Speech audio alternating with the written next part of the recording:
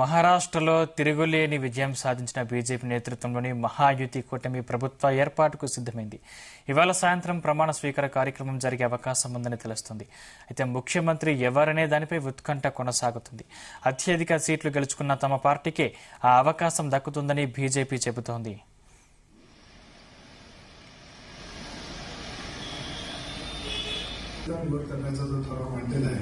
त्याला मी अनुमोदन देते तरी आपण सर्वांनी हात वर करून एक मुद्दाने మిత్రధర్మాన్ని గౌరవించాలని శివసేన అంటుంది. మహారాష్ట్ర శాసనసభ గడువు మంగళవారంతో ముగుస్తుంది.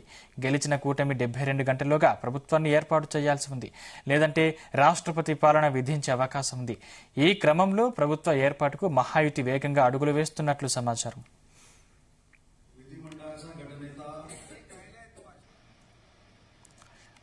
శివసేన కార్యకర్తలు మాత్రం ఏక్నాథ్ షిందేను మరోసారి ముఖ్యమంత్రి చేయాలని పట్టుబడుతున్నారు. షిందేకు ఉన్న clean image Haryana, Madhya Pradesh assembly ఎన్నికల్లో వ్యూహాల పరంగా బీజేపీకి చేసిన సాయాన్ని పరిగణలోకి తీసుకోవాలంటున్నారు. షిందేపై విశ్వాసం ఉంచి 5 ఏళ్లు సీఎం పదవి ఇవ్వాలని కోరుతున్నారు. ఇదే అంశానికి సంబంధించిన మరిన్ని పూర్తి డీటెయిల్స్ మా ప్రతినిధి శ్రీచరణ్ అందిస్తారు. శ్రీచరణ్, నవంబర్ 23వ తేదీన అసెంబ్లీ మహారాష్ట్ర అసెంబ్లీకి సంబంధించిన ఎన్నికల ఫలితాలు వెలువడ్డాయి. అయితే నవంబర్ 26 కూడా 72 గంటల కాల పరిమితి కూడా ముగుస్తుంది. అంటే 72 గంటల వ్యవధిలో మహారాష్ట్రలో కొత్త ప్రభుత్వం కొలువుదీరాలి.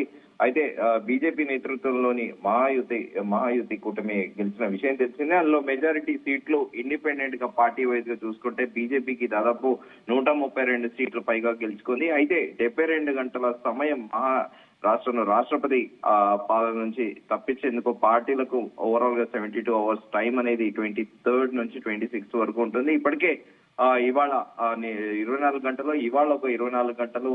సో రేపు ఎట్టి పరిస్థితుల్లోనూ ఖచ్చితంగా కూడా అక్కడ ప్రభుత్వం అనేది కొలువు తీరాలి. అయితే ఇప్పటికే ఢిల్లీలో ఈ రోజు ఈ 3 పార్టీలకి శివసేన, షిండేతో పాటు అలాగే అజిత్ పవార్ ఎన్సీపీ అలాగే బీజేపీ నేతలు కూడా ఢిల్లీలో సమావేశమయ్యే అవకాశం ఉంది. ఈ రోజు సాయంత్రం కల్లా ఖచ్చితంగా మహారాష్ట్రకి కొత్త ముఖ్యమంత్రి ప్రమాణ స్వీకారోత్సవం చేయబోతున్నారు అనేది కూడా చర్చనీయాంశంగా మారింది. అయితే ముందుగా ఎలక్షన్స్ కి ముందు కూడా ఒక ఎగ్జిట్ పోల్స్ అలాంటివి వగైరా ఈ 72 అవర్స్ గురించి ఒకవేళ హంగ్ అసెంబ్లీ ఏర్పడినా లేదా కూటమి నేతల మధ్యపై సీఎం పదవి గందరగోళం నెలకొన్నా కూడా ప్రభుత్వ ఏర్పాటు ఆలస్యమయ్యే అవకాశం ఉందంటూ కూడా చర్చనీయాంశంగా మారింది. కానీ ఇప్పటికీ కూడా స్టిల్ ముగ్గురే అటు దేవేంద్ర ఫడ్నవీస్ ఆయనకు చరిష్మాటిక్ లీడరు, అలాగే గత 4 ఏళ్లుగా కూడా మహారాష్ట్రాన్ని పాలిస్తున్న ఏక్నాథ్ షిండే కూడా కొత్త స్కీమ్లు తీసుకొచ్చి ప్రజలను ఆకట్టుకున్నారు. At the same time Ajit Pawar కూడా senior most politician in Maharashtra.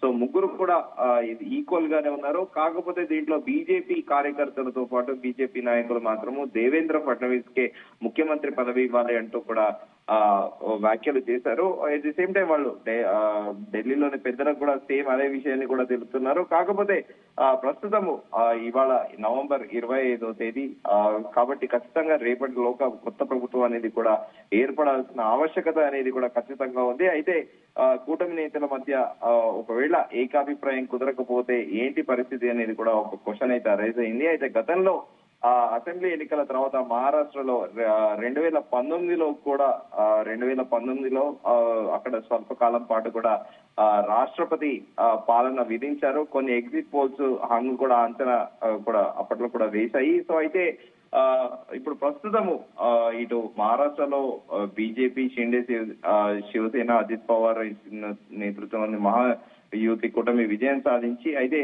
తిరిగి అధికారాన్ని నిలబెట్టుకున్న నేపథ్యంలోనే ఇప్పుడు మహారాష్ట్ర పీఠంపై ఎవరు కూర్చుంటారనే సందేహాలు ఇప్పుడు అంతటా కూడా వ్యక్తం అవుతున్నాయి. ఇక మాజీ సీఎం, ప్రస్తుత డిప్యూటీ సీఎం దేవేంద్ర ఫడ్నవీస్ ముఖ్యమంత్రి కుర్చీ మీకు దక్కించుకుంటారని కూడా బీజేపీ వర్గాలు పేర్కొండగా ప్రస్తుతము సీఎం ఏకనాథ్ షిండే మాట్లాడుతూ ఎక్కువ సీట్లు వచ్చిన పార్టీకి సీఎం పదవి ఇవ్వాల్సిన అవసరం లేదని కూడా ఆయన తెలిపారు. అంటే ఇది 2 రోజుల కిందట జరిగింది కూడా మళ్ళీ ఒకసారి ఉటంకిస్తున్నాము. ఇక ఎన్సీపీ శ్రేణులు మాత్రం అజిత్ పవార్ ని సీఎం చేయాలని కూడా డిమాండ్ చేస్తున్నారు. అయితే ఎగ్జాక్ట్లీ కూడా దేవేంద్ర ఫడ్నవీస్ కూడా 2 days బ్యాక్ కొన్ని కీలక వ్యాఖ్యలు చేశారు. At the same time Mahayuti కూటమి విజయానికి కృషి చేసిన ప్రతి ఒక్కరికి కూడా ఆయన ధన్యవాదాలు చెప్పారు. అట్ ది సేమ్ టైం మరీ ముఖ్యంగా మహిళా ఓటర్లకు ప్రత్యేక ధన్యవాదాలు కూడా తెలిపారు. అనంతరం కూడా ఆయన ప్రస్తుతం మహారాష్ట్ర అంతా ఒకటిగా ఉందని, మహారాష్ట్ర మొత్తం కూడా ప్రధానమంత్రి నరేంద్ర మోదీ వెంట నిలిచిందంటూ కూడా దేవేంద్ర ఫడ్నవీస్ తెలిపారు. At the same time CM పదవి పైన అలాగే మహాయుతి కూటమిలో ఎలాంటి గొడవలు లేవని కూడా దేవేంద్ర ఫడ్నవీస్ స్పష్టం చేశారు. బీజేపీ, షిండే శివసేన, అజిత్ పవార్ ఎన్సీపీ పార్టీలు కలిసి పరస్పర అంగీకారంతో ముఖ్యమంత్రిని ఎన్నుకుంటామని కూడా తేల్చి చెప్పారు. ఈ సందర్భంగాలోనే మహారాష్ట్రలోని షిండే శివసేన అసలు శివసేన అని మరాఠా ప్రజలు తీర్పు ఇచ్చారని కూడా ఆయన తెలిపారు. ఇంకా సో ఈ రకంగా కూడా అంటే మొదటి నుంచి కూడా దేవేంద్ర ఫడ్నవీస్ చాలా బ్యాలెన్స్ గా చెప్తున్నారు. కాకపోతే మాత్రము ఏక్నాథ్ షిండే మాత్రము ఖచ్చితంగా కూడా ఆయన వ్యాఖ్యలు కూడా సంచలనాత్మకంగా మారాయి. ఎక్కువ సీట్లు వచ్చిన వారిని సీఎం చేయాలంటూ అలా ఏం లేదంటూ కూడా ఆయన చెప్పడము. అయితే అనంతరం కూడా ఈ వివరణ కూడా దేవేంద్ర ఫడ్నవీస్ ఇచ్చారు. మేమంతా కలిసే ఉన్నామంటూ కూడా ఆయన ఇచ్చారు. అట్ ది సేమ్ టైం ఆయన ఒక ట్వీట్ కూడా పెట్టారు. ఒక్కరు ఉంటేనే భద్రంగా ఉంటుంది, అది ప్రధాని మోదీ వల్లే సాధ్యం అంటూ కూడా ఆయన ట్వీట్ చేశారు. ఈ పోస్ట్ కు మహారాష్ట్ర మొత్తం హ్యాష్ ట్యాగ్ ను కూడా జోడించారు. అయితే దేవేంద్ర ఫడ్నవీస్ చేసిన పోస్ట్ మాత్రం అంటే ఎప్పుడైతే ఎలక్షన్ రిజల్ట్స్ వచ్చాయో ఆయన ఇమీడియట్ గా కూడా కాసేపటికి కూడా ట్వీట్ చేశారు, ఒక్కరు ఉంటేనే భద్రంగా ఉంటుంది అన్నట్టు.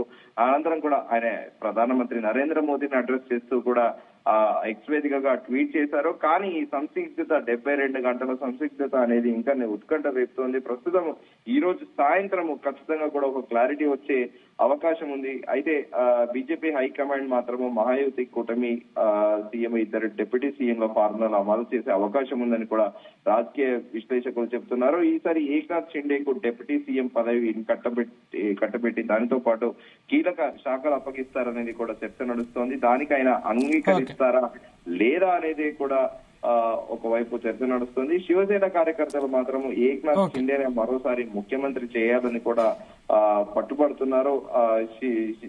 ఏక్నాథ్ షిండేకి clean image, at the same time Haryana, Madhya Pradesh